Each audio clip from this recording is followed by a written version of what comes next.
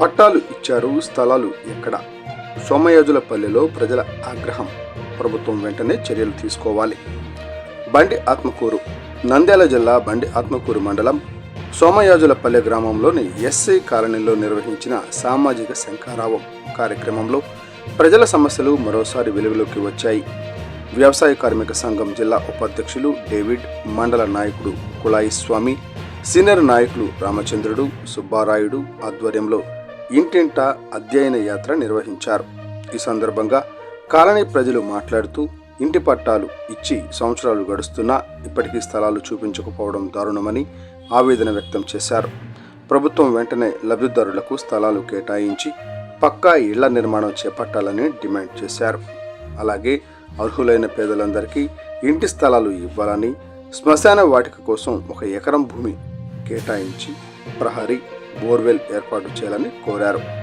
డప్పు కళాకారులకు పింఛన్లు మంజూరు చేయాలని, భూమి లేని నిరుపేదలకు భూమి కొనుగోలు పథకం ద్వారా ఒక్కో కుటుంబానికి 1 ఎకరం వ్యవసాయ భూమి ఇవ్వాలని ప్రభుత్వాన్ని డిమాండ్ చేశారు.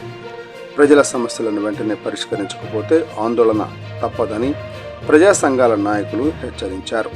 ఈ కార్యక్రమంలో వెంకట లక్ష్మమ్మ, ధర్మరాజు తదితరులు పాల్గొన్నారు.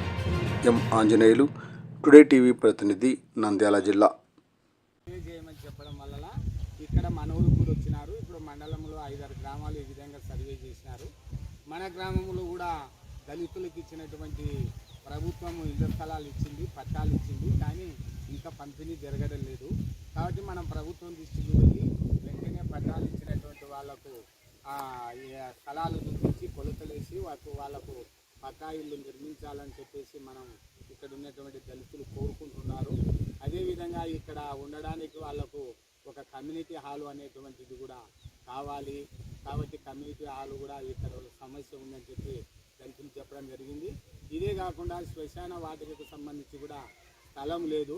ప్రభుత్వం కూడా శ్మశాన వాటికకు స్థలం కూడా ఇవ్వాలి. ఎందుకంటే ప్రభుత్వమే ఇక్కడ శ్మశాన వాటికలకు అందరికీ కూడా కొనిచ్చింది. కాబట్టి ఇక్కడ దళితులు కూడా అదే కోరుకుంటున్నారు. కాబట్టి మనం అందరం కూడా ఈ దళితుల పేటలలో దళితులు ఎదుర్కొనేటువంటి సమస్యలన్నింటినీ కూడా ఈ ప్రజా సంఘాల నాయకులు, మండల నాయకులు కుళాయి స్వామి, డేవిడు వాళ్ళు వచ్చేసినారు. ఈ సమస్యలు అనేటువంటిది తెలుసుకొని రాసుకొని పై అధికారుల దృష్టికి తీసుకుపోయి పరిష్కరించడానికి కృషి చేస్తారు. కాబట్టి మన గ్రామానికి వచ్చినందుకు వీళ్ళకందరికీ ధన్యవాదాలు తెలియజేస్తూ మీరు మీ సమస్యలు ఉంటే ఈ నాయకుల దృష్టికి తీసుకుపోవాలని కోరుతున్నాను.